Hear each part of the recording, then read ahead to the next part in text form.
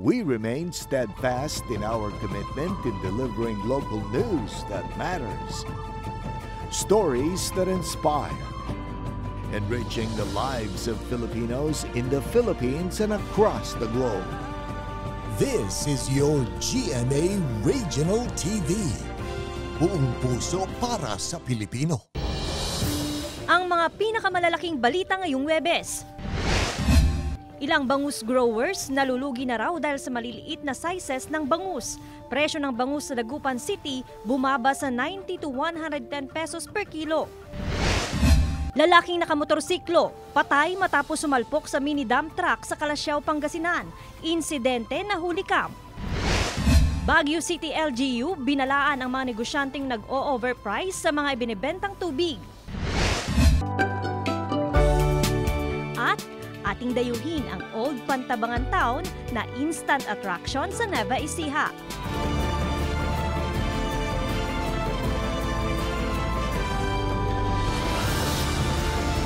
Ito ang GMA Regional TV 1 North Central Luzon.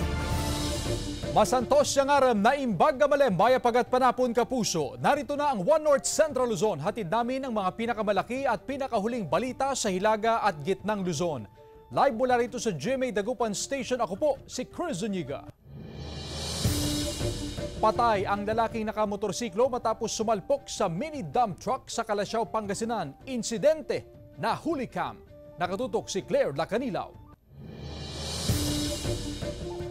Sa CCTV camera, makikita ang tangkang pag-overtake ng isang motorsiklo sa kasunod nitong mini dump truck sa bahagi ng Barangay San Miguel, Calasiao, Pangasinan. Pero bumangga ang motorsiklo sa gilid na bahagi ng mini dump truck. Tumilapon ang rider habang diretsyo lang ang takbo ng dump truck. Kinilalang biktima na si Maverick Diesel Plasis, 20 anyos, residente ng Urdaneta City, Pangasinan. Nasawi ang biktima dahil sa tinamong matinding sugat sa iba't ibang bahagi ng katawan. Ayon sa ina ng biktima, galing ang biktima sa Dagupan City kasamang ilang kaibigan. Sana nadala siya sa ospital para at least nabigyan man lang ng chance. Ang ginawa ng MDR-RMO, tinulusuhan, sinabing wala ng pulso, iniwan sila. Sinubukan ng GMA Regional TV 1 North Central Luzon, nakuha na ng panig ang MDR-RMO pero hindi na raw sila muna magbibigay ng pahayag ayon sa tagapagsalita ng tanggapan. Nananawagan ng pulisya sa sino mang nakakakilala sa driver ng mini dump truck na ipagbigay alam sa kanilang himpilan para sa pagpapatuloy ng investigasyon. Yung driver ng mini dump truck is hanggang ngayon tuloy pa rin yung hot pursuit nila. So it so happen na hindi sila dumiretso papuntang Santa Barbara, and yun yung unang tinitignan pa kung baka pumunta sila sa Parungking Tebeng or... Kasama si Ron Alistair Taniedo, Claire Lacanilaw, 1 North Central Luzon. Umiiral ngayon ang price freeze sa mga lugar na nagdeklara ng state of calamity sa Ilocos Norte dahil sa epekto ng El Nino. May detalye si Gab De Luna. Umiiral ang price freeze matapos magdeklara ng state of calamity sa Solsona at Dingras sa Ilocos Norte. Ang basic commodities gaya ng delata, gatas, kape, sabon, asin at tinapay, kabilang sa mga nasa 60-day price freeze. Mag-iikot ang DTI para tiyaking nasusunod ito. Sa bayan ng Dingras, nasa 400 magsasaka ang apektado ng El Nino. Ayon sa Municipal Agriculture Office, nasa 22 million pesos na ang naitalang drought damage sa 200 ektaryang sakahan. Ang ilang alagang hayop, tuyong damo o dayami ang kinakain sa palayan. Wala ring makapagtanim. Hindi kita kalkalin naman, basit tandaro mo, tayo unagalo. Ilang barangay naman ang halos 3 linggo nang walang tubig sa gripo at balon. Ayon sa Sangguniang Bayan ng Dingras, 30% ng calamity fund ay mapupunta sa rehabilitasyon ng mga apektadong lugar. Sa Solsona na unang nagdeklara ng state of calamity, tinitig ng solusyon sa tagtuyot ang cloud seeding. Isang artificial na pamamaraan ito sa ulap para magkaroon ng ulan. 68% na raw kasi ng bayan ang patuloy na iniinda ang kawalan ng tubig. Sa report naman ng Department of Agriculture, aabot na sa 5.9 billion pesos ang pinsala sa agrikultura nang nararanasang drought at dry spell sa malaking bahagi ng bansa. Kasama si Reynold Velasco, Gab De Luna, One North Central Luzon.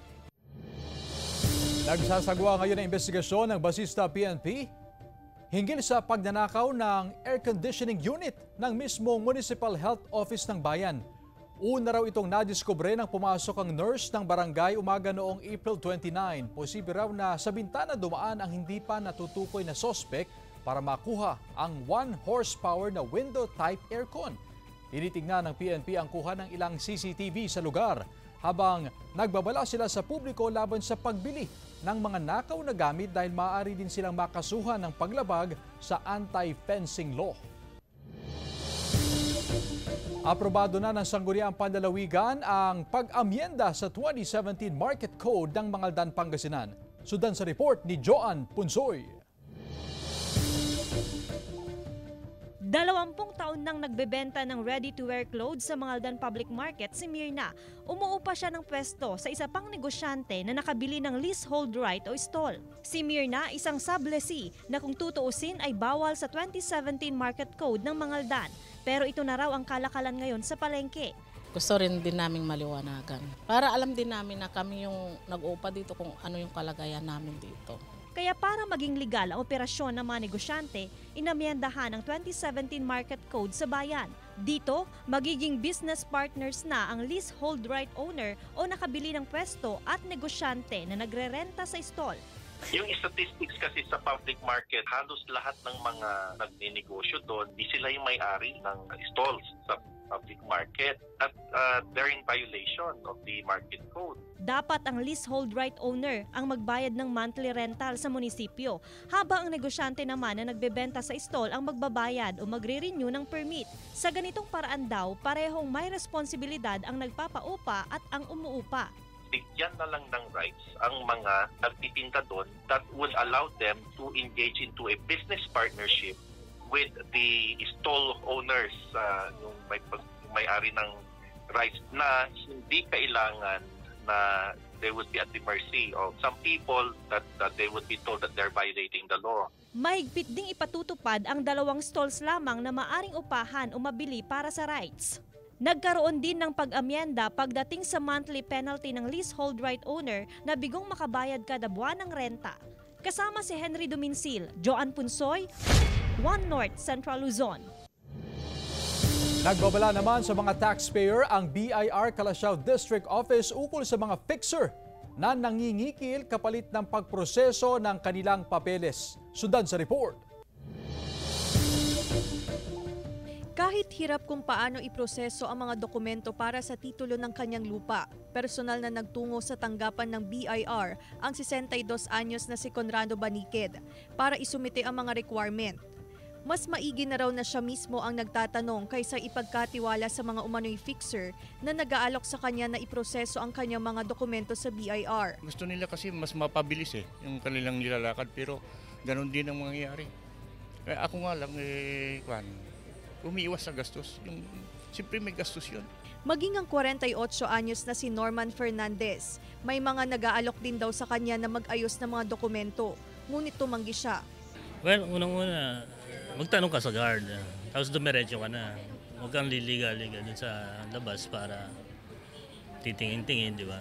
Kasi minsan pag yung nakikita nila na clueless ka, for sure, lalapitan ka ng fixer. Nagbabala ang Bureau of Internal Revenue Calasiao District Office sa mga taxpayer ukol sa paglaganap ng mga fixer o mga nagpapanggap na empleyado ng BIR para makapangikil ng pera kapalit ng mabilis na pagproseso ng dokumento o kung hindi naman, ayusin daw ang mga may issue sa tax. Hinikayat ng BIR ang mga taxpayer na i-report agad sa tanggapan ang mga umano'y fixer upang mabigyan ng karampatang aksyon.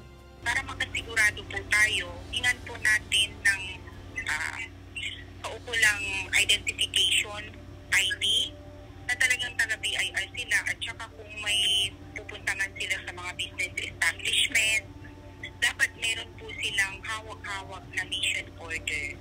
Kasama si Ron Alister Tañedo, Claire Lacanilaw, One North Central Luzon. Mas lumawak pa ang bahagi ng lumang bayan ng Pantabangan sa Nueva Ecija ang lumitaw dahil sa patuloy na pagbaba ng antas ng tubig ng dam. Naging instant at tourist attraction tuloy ito. Tungayan sa report. Nagawang magbisa ng Diocese of San Jose Nueva Ecija sa ibabaw ng pinalubog na bayan ng Pantabangan sa patuloy na pagbaba ng antas ng tubig ng dam na negative 42 meters sa normal high water level nito. Mas malaking bahagi ang lumitaw sa mga guho ng dating simbahan, sementeryo at munisipyo ng Pantabangan. Nasilayan din maging ang dating bantayog ni Gat Jose Rizal. 1970s nang sadyang palubungin ang bayan para sa konstruksyon ng dam. Yung pagkakalitaw ng lumang bayan natin ay siguro dahil ngayon ay ika-golden anniversary. Nagsimula na itong dayuhin ng mga bisita, maging ng mga dating nakatira sa lumang bayan ng Pantabangan. Pinapayagan ng pagbisita hanggang alas 12 ng tanghali dahil delikado raw ang alon sa hapon. Oportunidad ito sa ilang bangkero. Maganda rin ito. Babalitaan namin itong Pantabangan at napapanood sa news. Pagkakataon na namin pasyalan ito. Basically, yung cruise na nakalubog, ngayon ay nakalutang na. Ayon naman sa Local Tourism Office, ito na ika-6 na pagkakataong lumitaw ang lumang bayan, huli noong 2020. Pero dahil sa El Nino, mas kita raw ngayon ang Old Pantabangan Ruins na idineklarang Heritage Zone ng LGU. Ang lumang bayan po ng Pantabangan ay idineklara ng aming sangguniang bayan na mag-isang heritage zone. So pagka heritage zone po kasi, kailangan natin protektahan ito para ito ay makita pa ng mga susunod na henerasyon. Pinapayagan din ang pagkuha ng litrato, pero respeto at kalinisan sa lugar ang pakiusap sa mga bisita. Ito ang GMA Regional TV 1 North Central Luzon.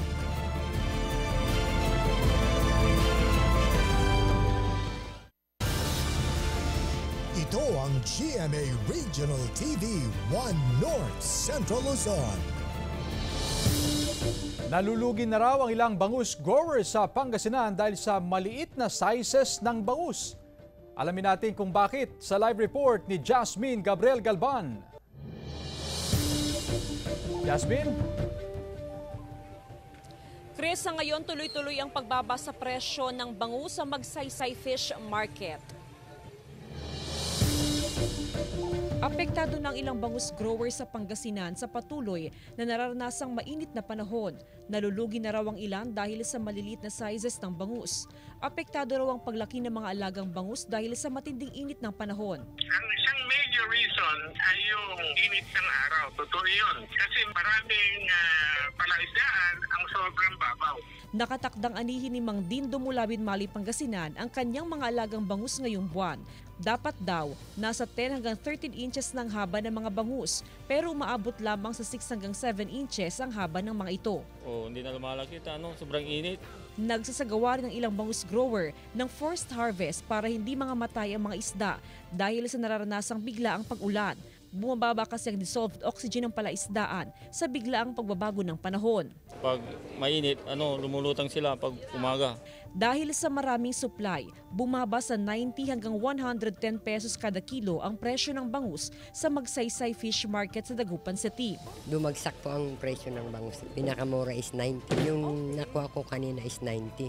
Tapos 110. Mahigpit din ang monitoring sa mga bangus na ipinapasok sa fish market. Kapag wala pong auxiliary, tinitignan namin yung mga dalang isda, mga bangus.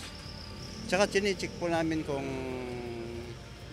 pag malambot, hindi pwede.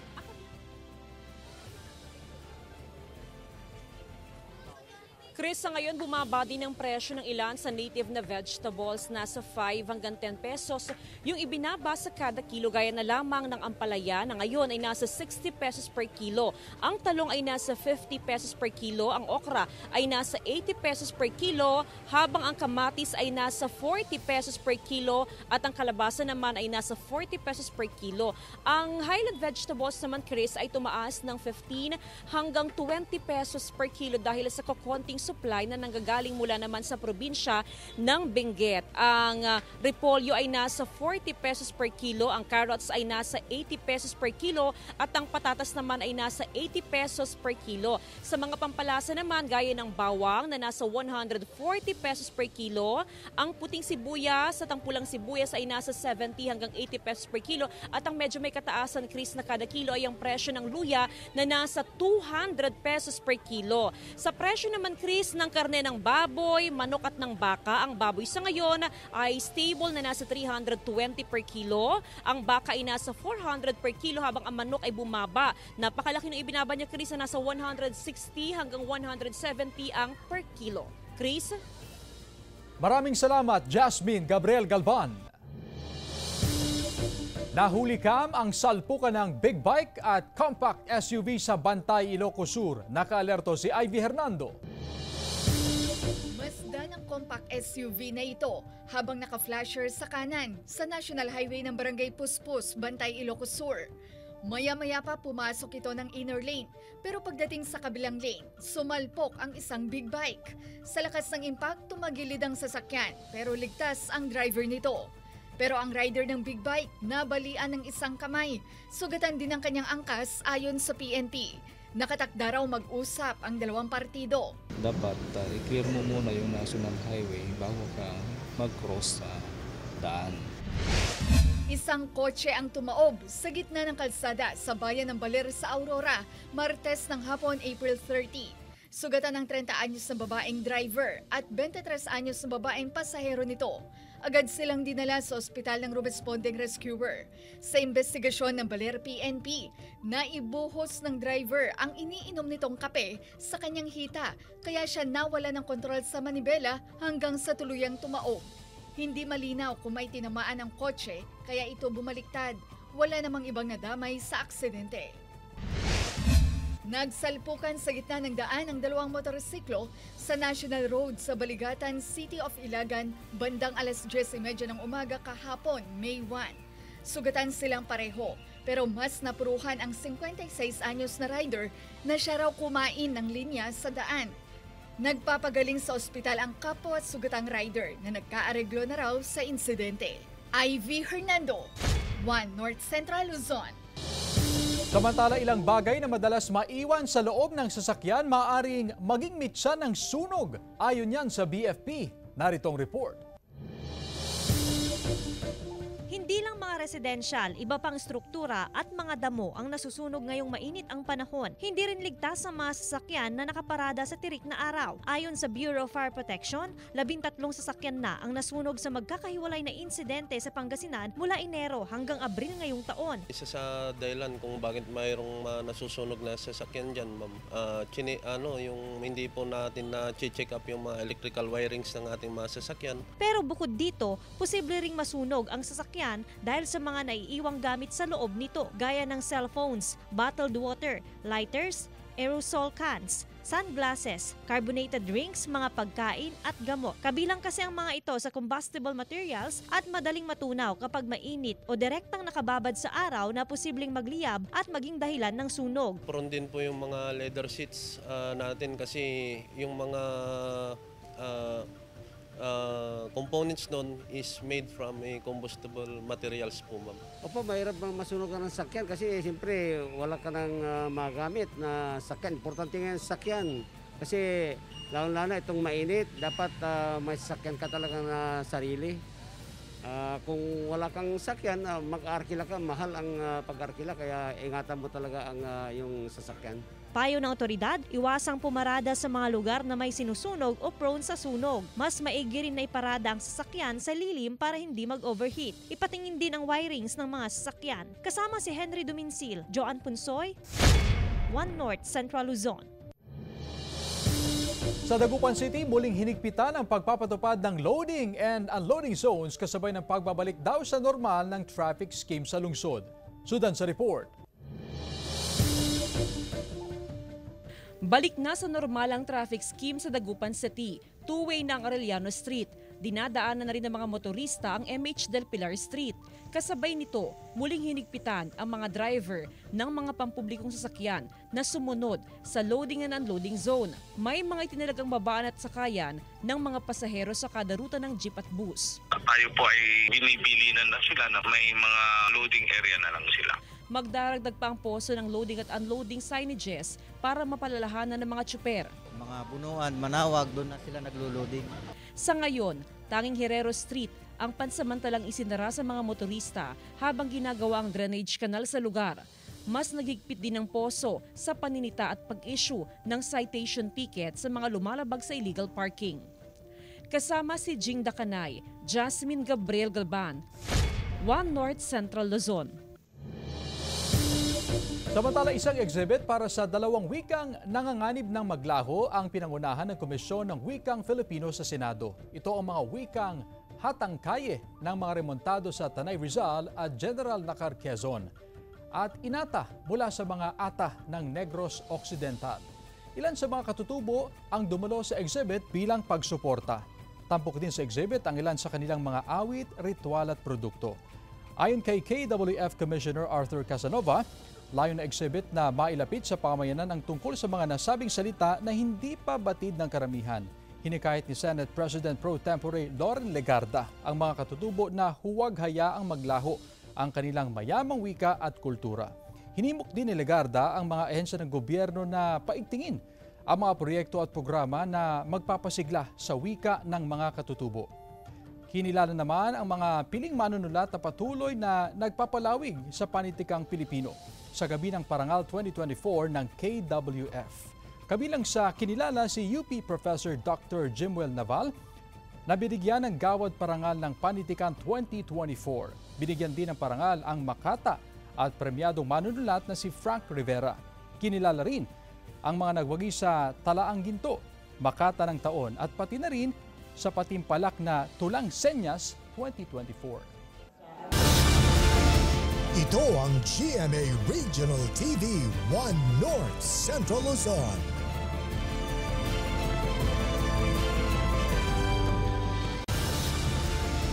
Ito ang GMA Regional TV 1 North Central Luzon. Patay ang 28 anyos na lalaki matapos sumalpok sa poste ng ilaw ang minamanehong motorsiklo sa Santa Cruz, Ilocos Sur. Sundan sa report. Hindi na nakauwi pa ang 28 anyos na si Joel Galanotti matapos sumalpok ang kanyang minanehong motorsiklo sa isang solar light post sa Barangay Gabor Norte, Santa Cruz, Ilocos Sur. May helmet pero nagtamo pa rin siya ng matinding sugat sa ulo. Galing daw sa lamay ang biktima. Habang papauwi ma'am, medyo may pakurbang daan. Baka siguro sa kanyang tama sa inom or sa alak na kanya na inom. Hindi niya na malaya at baka mabilis din yung kanyang takbo. Sa Pangasinan, ilang araw nang nasa ICU ang 4 na taong gulang na bata dahil sa crack sa kanyang bungo matapos masagasaan ng motorsiklo sa Barangay Pasibi East, Urbistondo. Kwento ng ama, kasama niyang anak na magpunta sa gilid ng kalsada para gumawa ng laruang baril. May pinupulot lang daw ang ama nang biglang masagasaan ng anak. Nagpagulong-gulong din po siya sa karsada, sir. Kasi sobrang bilis niya talaga, sir. Sa anak ko, sir, is talagang wounded siya, sir. Tumilapon po siya. Nung mga oras na yon, pinulot ko po yung anak ko, sir. Nanawagan ng pamilya ng biktima na sagutin ng driver ng motorsiklo ang gastusin sa ospital. Nangako naman daw ang pamilya ng nakabangga na tutulong. Panawagan naman ang otoridad na ingatan ang mga bata, lalo na kapag nasa lansangan. Ivy Hernando, 1 North Central Luzon. Binalaan naman ng Baguio City LGU ang mga negosyanteng nag-overprice sa water delivery sa lungsod. May ulat si Joan Punsoy. Sa kasagsagan ng mainit na panahon, nararanasan ang kakulangan ng supply ng tubig sa Baguio City. Ang local government unit, ilang reklamo na raw ng overpricing sa water delivery ang natatanggap. Karaniwang ginagamit ang raw o bulk water bilang pampaligo o di kaya panlinis. Overpricing kasi ang regular water cost ay ranging from 45 pesos per drum. So, ang recently na nare-receive namin complaints ay mayroong 80 pesos yung cost per drum. Nanindigan naman ang Baguio Deep Well Owners and Water Delivery Operators Association Incorporated na hindi nila miyembro o kasamahan ang naniningil ng sobra-sobra para sa water delivery. Mula sa 40 pesos minimum price per drum ng tubig, ginawa na itong 45 pesos per drum ng tubig simula noong nakaraang buwan. Yung group namin, kami yung tumalima sa order ng sanitary order. Nagbabala naman ang alkalde ng bayan kaugnay dito at hiniling ang kooperasyon ng publiko. Hindi po namin ito-tolerate yung mga water delivery services na nagtataas po ng presyo namin. At sana ho, kung mag-report naman ho kayo sa amin, dapat banggitin niyo ho talaga yung pangalan ng water delivery services. Hindi naman ho pwedeng sabihin niyo na lang na lahat ng mga nagdi-deliver dito sa barangay na ito mataas. Otherwise, so, parang yung credibility ho ng report, parang haka-haka na lang.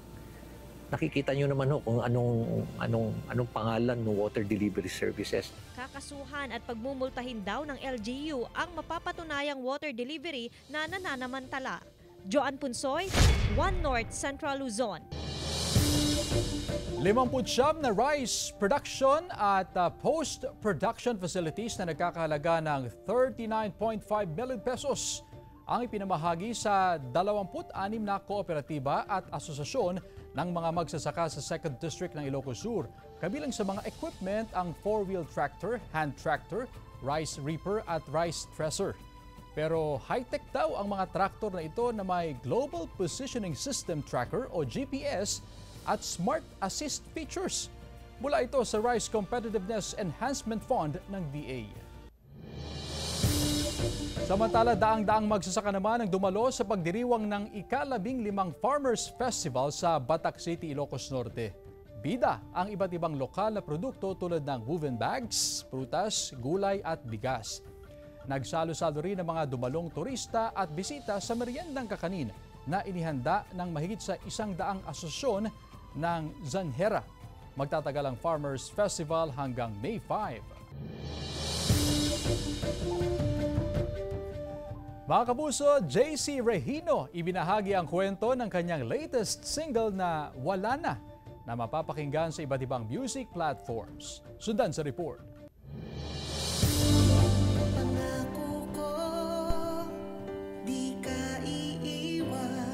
Matapos ang success ng kanyang single na Tama Na Sa'kin Ikaw na naging theme song pa ng Asia novela ng GMA, muling nagbabalik si JC Regino in his newest single under GMA Music entitled Wala Na isang kanta para sa mga broken-hearted. Ito naman yung magiging theme song naman po ng mga heartbroken. Yeah. Kasi ito pong kantang ito is para po ito sa mga taong baliw sa pag-ibig. Kwento ni JC, nabuo raw ang kanta nang dumalaw ang kanyang kaibigan at nagkwento ng kanyang breakup experience nila ng kanyang kasintahan. Kahit na pinagpalit na siya, iniwan na siya, humahabol pa rin siya, gusto niya pa rin maibalik yung dati. Tiyak daw na marami ang makaka-relate sa kanta, lalo na ang mga umiibig na umaasa pang muling mabuo ang pagmamahalan sa isa't isa. Okay, sakit na damdamin, bakit kailangan mong saktan ang puso kong nagmamahal sa'yo? Nagpapasalamat si JC sa lahat ng sumusuporta sa kanya at sa mga awiting kanyang likha. Sobrang salamat po, kaya sana po ngayon po suportahan niyo po yung bago ko pong awitin. Joan Punsoy, One North Central Luzon.